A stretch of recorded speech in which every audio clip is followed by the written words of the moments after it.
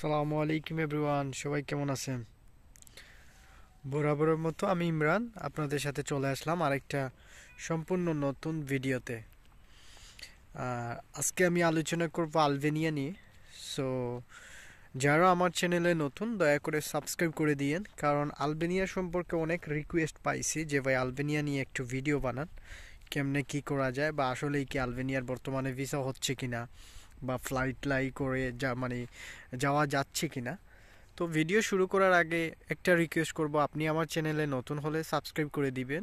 আমি নিয়মিত ইউরোপের বিভিন্ন দেশ নিয়ে লাইভ ভিডিও এবং আপনাদের সাথে ভিডিও মেক করি। এখন আমি বর্তমানে ইতালির ছোট্ট একটা গ্রামে আছি, আর এটা হচ্ছে ইতালিয়ান একটা গ্রামের দৃশ্য আর কি, যেটা পুরোটাই বাংলাদেশের মতো। এই যে কৃষি মাঠ দেখতে পাচ্তেছেন, পুরোটাই একটা বাংলাদেশি সিনারি দেখতেছেন। তো আলবেনিয়া নিয়ে আজকে আলোচনা করব, বাংলাদেশ থেকে কিভাবে আলবেনিয়া আসবেন, কত টাকা খরচ হবে, আলবেনিয়ার জন্য কিভাবে ফাইলটা প্রসেস করাবেন, কোন জায়গাতে কি সিস্টেমে আপনারা ফাইল জমা করবেন, কত টাকা লাগবে, কাজের সুযোগ সুবিধা, এইসব বিষয় নিয়ে আলোচনা করব। সো সম্পূর্ণ ভিডিও দেখবেন, ভালো লাগলে লাইক এবং শেয়ার করবেন।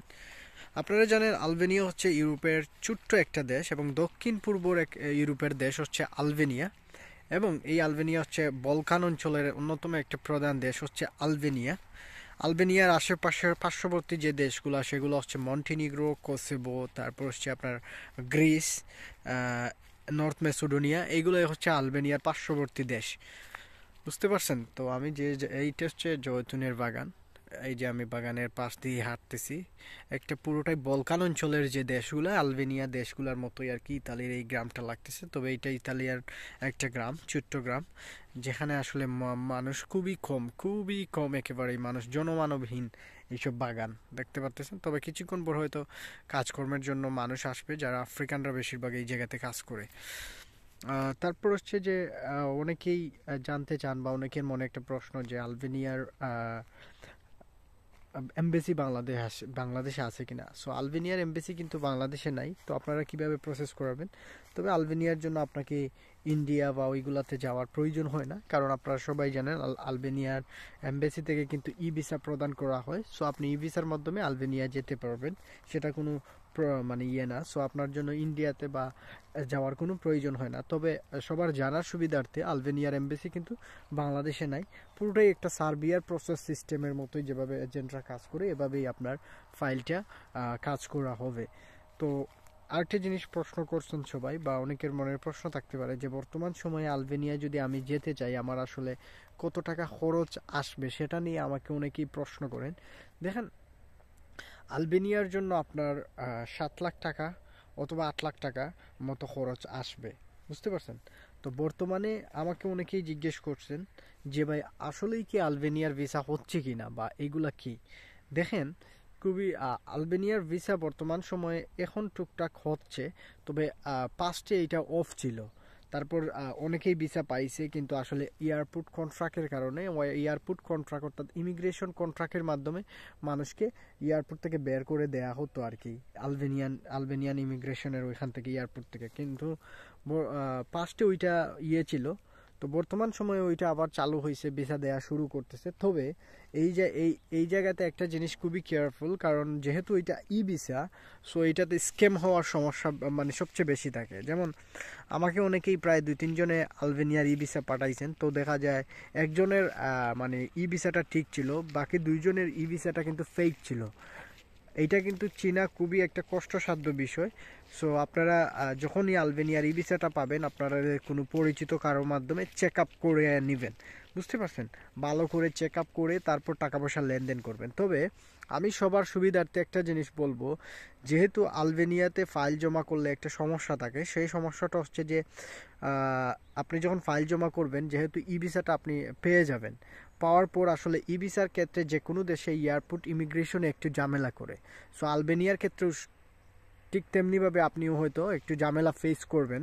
সে কারণে আপনারা যখন এজেন্টের কাছে ফাইল জমা করবেন, আমার একটাই রিকমেন্ডেড থাকবে, একটাই সুপারিশ করব আপনাদেরকে, আপনারা রিচ পেমেন্টে আলবেনিয়াতে ফাইল জমা করবেন। এটা হবে আপনাদের জন্য সবচেয়ে সেফেস্ট একটা ইয়ে। যদি আপনারা রিচ পেমেন্টে কাজ করেন, তখন আপনার ভিসা হলে যদি আপনি ইমিগ্রেশনও পাস না করতে পারেন, আপনার কোনো লস হবে না।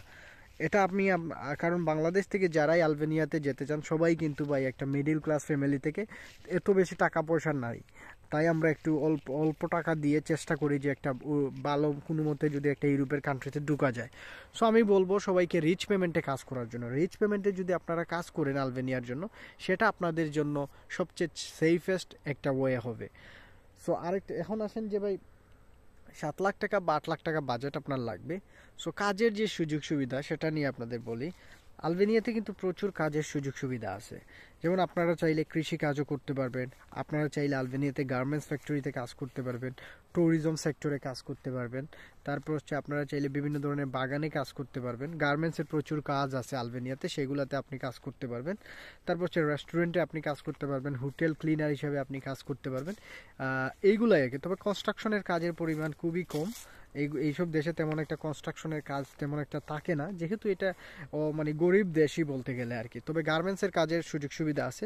তো এইসব সেক্টরে আপনি ফ্যাক্টরি ওয়ার্কারেও যেতে পারবেন, এইসব সেক্টরে আপনি কাজে যেতে পারবেন বা কাজের চাহিদা আছে আলবেনিয়াতে। সো এখন আরেকটা প্রশ্ন যে ভাই আলবেনিয়া পারমিট আসতে কতদিন সময় লাগে? মানে এক মাসের ভিতরে আপনার পারমিট টারমিট চলে আসে। তো এটা নিয়ে কোনো চিন্তা করার কারণ নাই। তারপর হচ্ছে আপনি যখন সাবমিশন টাবমিশন সব কিছু করে ফেলবেন অনলাইনে, তাহলে আসলে ভিসার রেজাল্ট কত দিনে দেয়? 15 থেকে 30 দিনের ভিতরে আপনার ভিসার রেজাল্টটা দিয়ে দিবে আলবেনিয়ার জন্য। সো আশা করি এই জিনিসটা আপনারা বুঝতে পারছেন। তো আরেকটি জিনিস হচ্ছে যে ভাই আলবেনিয়াতে আমি যদি যাওয়ার পর আসলে আমার কোন দেশে মুভ করা ইজি হবে বা আমি কি মুভ করতে পারবো কিনা, সেটা নিয়ে অনেকেই প্রশ্ন করেন। দেখেন, আলবেনিয়াতে যাওয়ার পর আপনি মুভ করতে পারবেন। আপনি চাইলে গ্রিসে ঢুকতে পারবেন, যেহেতু আলবেনিয়ার পার্শ্ববর্তী দেশ হচ্ছে গ্রিস। তবে ম্যাক্সিমামই গ্রিস থেকে আলবেনিয়া হয়ে ইতালি আসেন আর কি। সো আপনি চাইলে ইতালিতেও ঢুকতে পারবেন। আপনাকে বৈধ অথবা অবৈধ যে কোনো ওয়েতে আপনি ইতালিতে আসতে পারবেন। তো বৈধভাবে আসাটা খুবই ডিফিকাল্ট আলবেনিয়া থেকে। তবে আপনি চাইলে অবৈধ পথে অর্থাৎ বাই রোড করে আসতে পারবেন আলবেনিয়া থেকে মন্টিনিগ্রো থেকে বসনিয়া থেকে আপনাকে ক্রোয়েশিয়া থেকে স্লোভেনিয়া থেকে ইতালি, অর্থাৎ এইসব দেশ পাড়ি দিয়ে আপনাকে আলবেনিয়া থেকে আসতে হবে।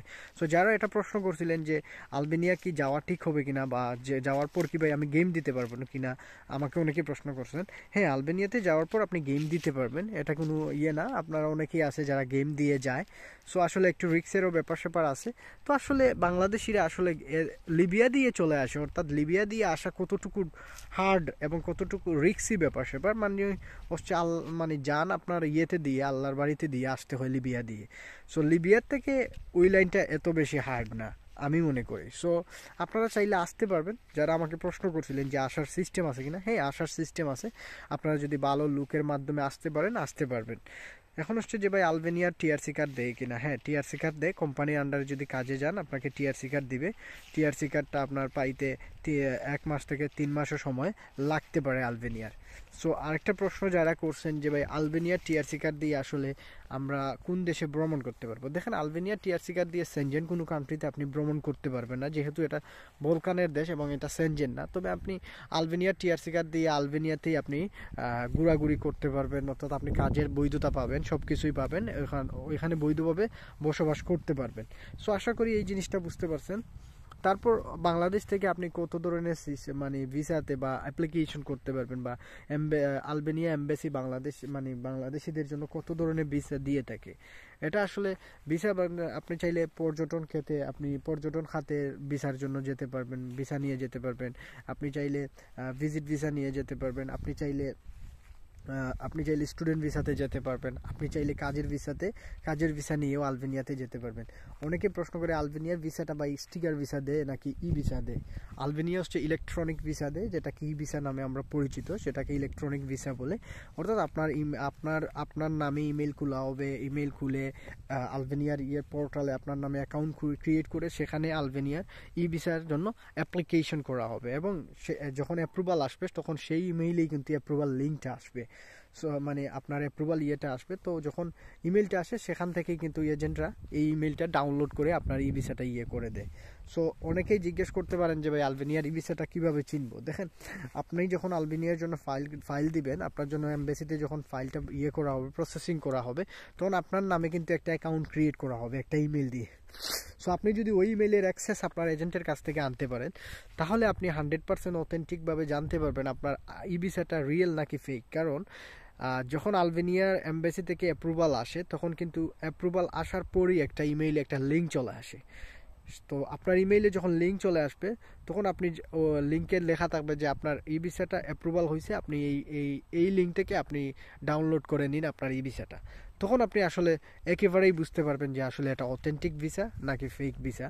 যদি ইমেইল আসে তাহলে এটা অথেন্টিক, বুঝতে পারছেন? কারণ ইমেইলটা শুধুমাত্র আপনার এমবাসি থেকে সরাসরি আপনার ইমেইলে আসবে, বুঝতে পারছেন? তো এটা নিয়ে যাদের প্রশ্ন ছিল তারা কনফিউশন দূর হয়ে গেছে। তো আমি আবারও বলবো, দয়া করে সাবস্ক্রাইব করে দিয়েন।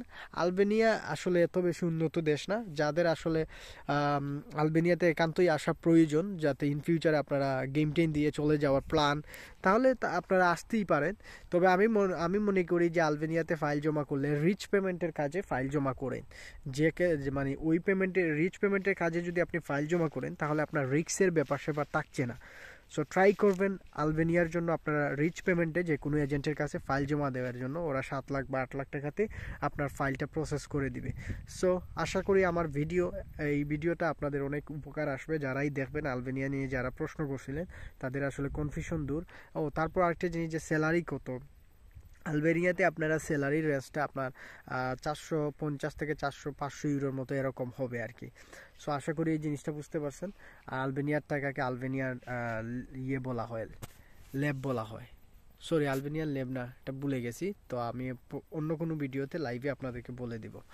সো ভালো থাকবেন, সুস্থ থাকবেন, আল্লাহ হাফেজ।